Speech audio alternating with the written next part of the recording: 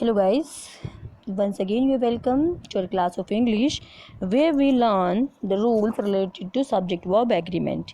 Here we learn how the verb agrees with a subject. किस तरह से एक verb को एक subject के साथ agree कराना है.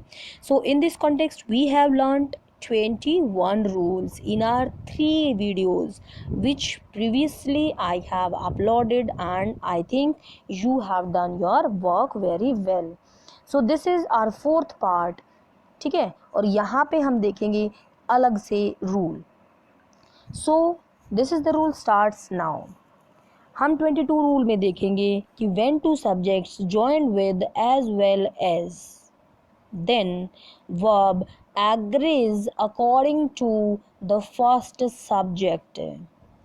Okay, see the definition. When two subjects joined with as well as, then verb agrees with the first subject. For example, the publisher as well as the writers has come. So here we saw that the two subjects, the publisher and the writers, are joined by as well as, but we have to use the verb according to the first one, the publisher. As the publisher is singular, so we use a singular verb has. Okay, not the plural verb. ठीक है, क्योंकि हमारा second subject क्या है, the writers है, जो कि plural है और प्लूरल वर्ब हमने नहीं लगाई है. क्यों? क्योंकि हमने अपने फर्स्ट सब्जेक्ट के साथ जो कि सिंगुलर है उसके साथ वर्ब लगानी थी. Okay, so in this way we saw that when two subjects join with as well as, then verb agrees with the first subject. Okay, now this is the rule number 23. When two subjects join with,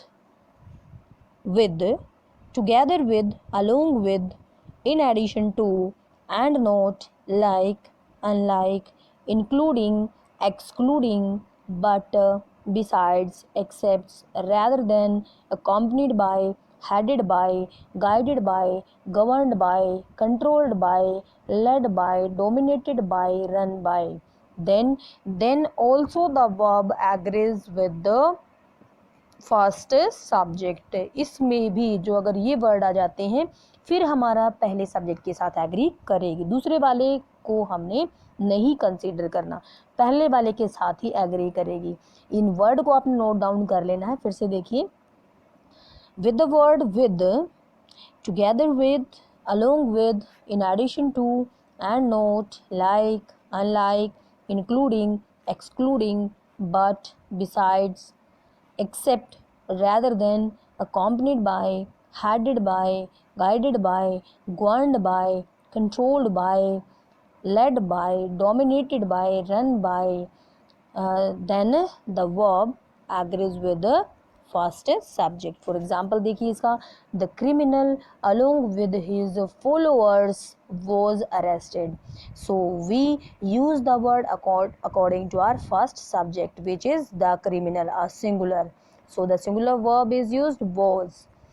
Okay, we have not considered the second subject which is a plural. His followers is a plural, but we have not used were. Okay, the criminal along with his followers was arrested. It agrees with the first subject. Next देखिए third number, he and not his brothers, so agrees with the first one, is found guilty. We didn't use here are.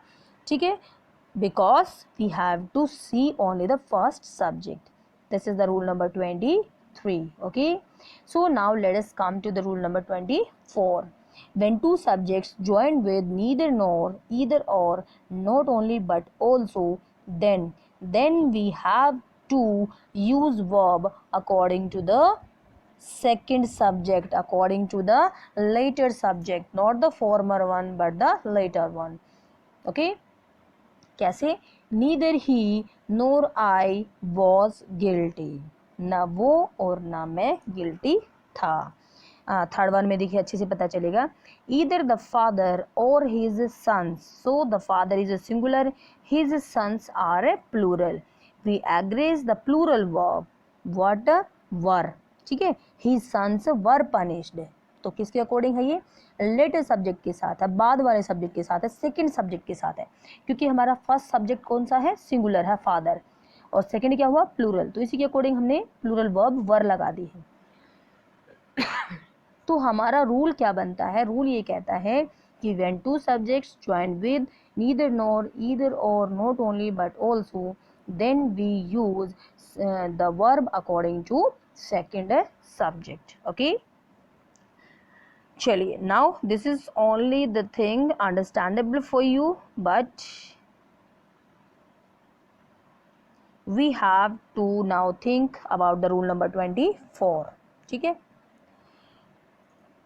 when a sentence relative pronoun are there, then verb agrees with the noun pronoun before it. Okay, with relative pronoun, for example who, which, that, we use verb according to the noun pronoun before relative pronoun. ठीक है, यानी क्या कहना चाहता है कि हमें relative pronoun who which वाला कोई सेंटेंस अगर मिलता है तो इसमें हमने वर्ब लगानी है हु से पहले वाले नाउन या प्रोनाउन के अकॉर्डिंग। ठीक है, जैसे देखिए इस example, the girl who is playing is my daughter, तो हमने हु के बाद हिज लगाया है, किसको देख के? हु से पहले वाले सब्जेक्ट को देखा हमने, द गर्ल। ठीक है, द गर्ल इज सिंगुलर तो हमने सिंगुलर लगा दिया।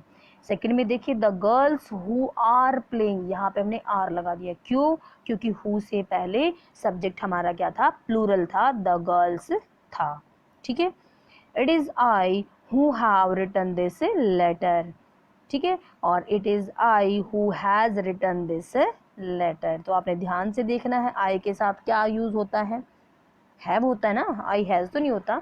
ठीक है, तो हम थोड़ा सा ध्यान यहाँ पे देंगे, क्या कि in relative pronoun we use verb according to the noun pronoun before relative pronoun. Okay, चलिए आप देखते हैं रूल नंबर 25 में।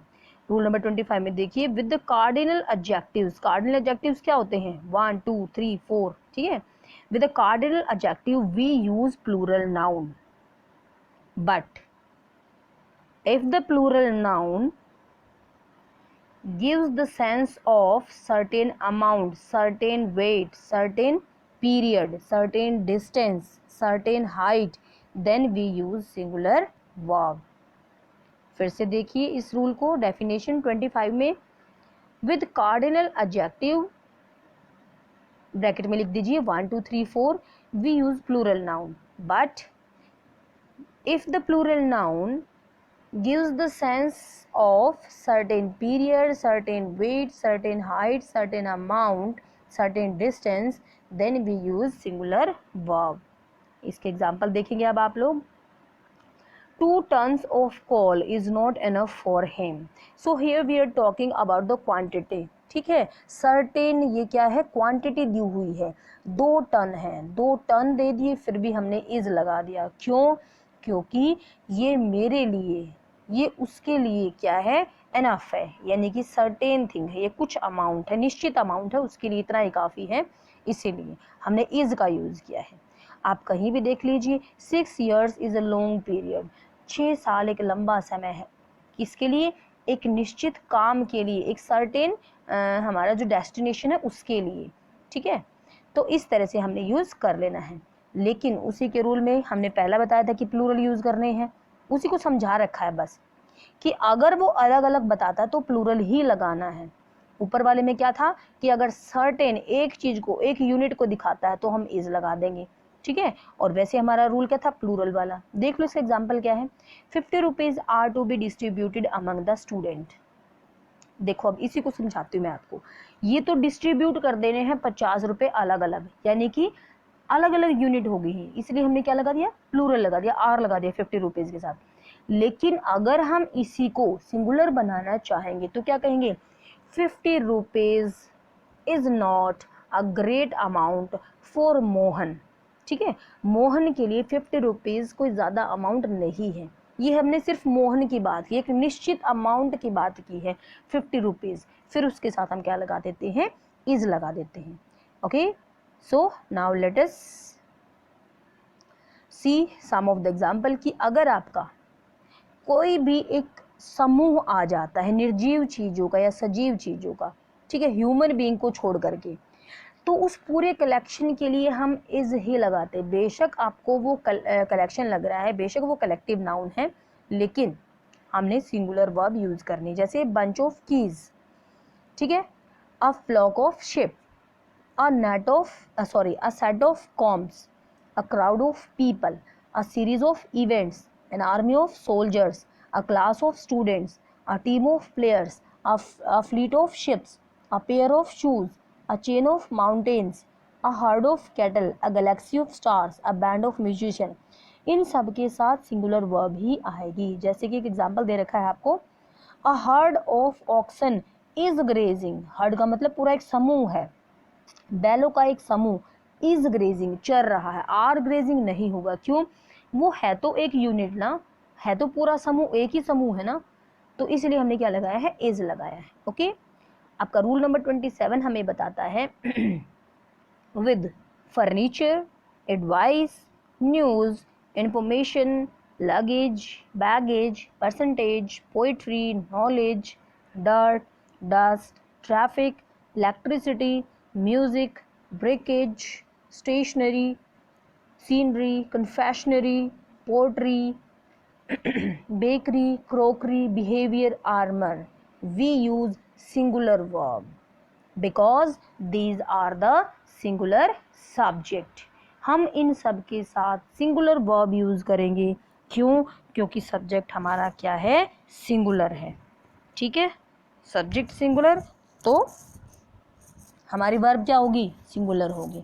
ठीक है, फिर से देखिए, with furniture, advice, news, information, luggage, baggage, percentage, poetry, knowledge, dirt, dust, traffic, electricity, music, breakage, stationery, scenery, confectionery, poetry, bakery, crockery, behaviour, armour. We use singular verb as these are the singular subject.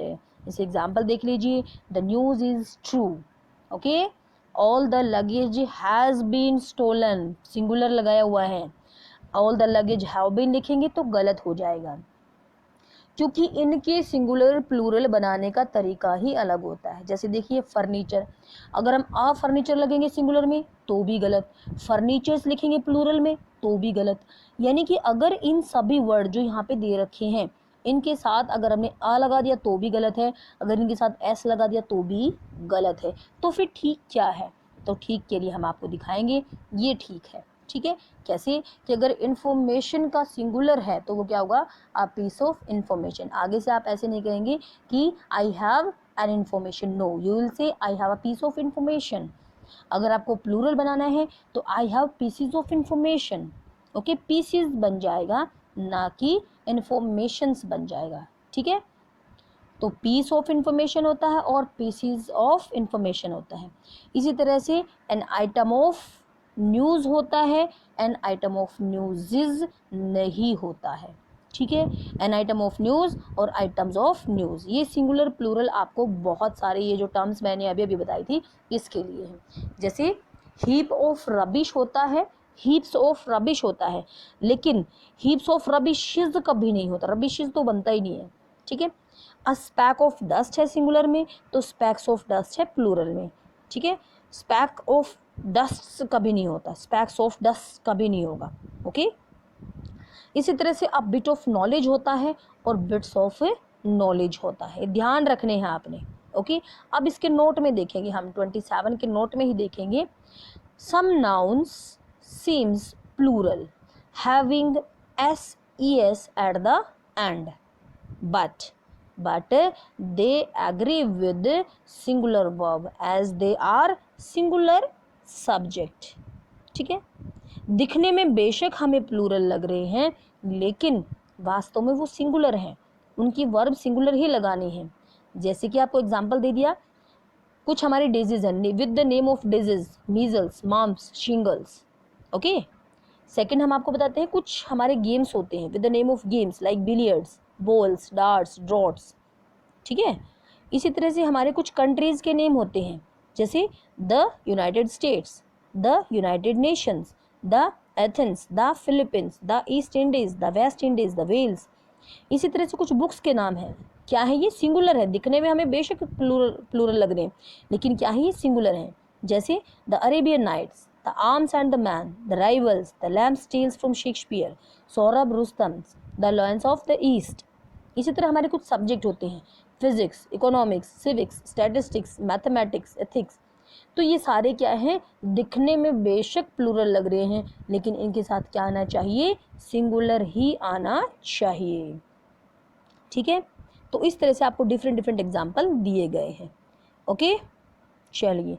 हाँ, कुछ ऐसे भी देश होते हैं, ये वैसे ही बताया हुआ है सिर्फ पढ़ने के लिए, it's not for the writing. Okay, writing के तो आप ऊपर वाले नोट लिखेंगे बस। तो ये सिर्फ पढ़ने के लिए कि हाँ जिन देशों के साथ एस नहीं होता वो भी सिंगुलर होते हैं, जैसे इंडिया एस नहीं है फिर भी क्या है, सिंगुलर है। वो कहता है जब देश के साथ प्लूरल आ जाता है, देश के नाम के साथ प्लूरल आ जाता है, उसका मतलब ये वहाँ के लोगों की बातें कर रहे हैं, ठीक है। ये वहाँ का कोई इंस्टीट्यूशन बता रहे, जैसे ऑस्ट्रेलिया हैव डिफीटेड इंडिया या फिर India have one the match, इसका मतलब इंडियन टीम ने जीता है, पूरे इंडिया ने नहीं जीता है, ठीक है। तो अब आप थोड़ा सा ध्यान रखेंगे कि अगर किसी देश के नाम के साथ प्लूरल वर्ब लगती है, इसका मतलब वो देश की नहीं देश के लोगों की बातें कर रहे हैं, ठीक है। तो इन this way you have learn the rule number 27। Okay, the wages अगर आता है, क्योंकि पहले पहले इसका यूज़ हम पनिशमेंट के रूप में करते थे तो इसको सिंगुलर मानना है, जैसे the wages of sin is death, लेकिन आजकल ये एक सैलरी के रूप में है तो इसको प्लूरल मानेंगे। Okay, his wages are very small. Okay, so I think that these rule you have understand in a very clear way. Still if you have some doubt then ask me. Till then, thank you very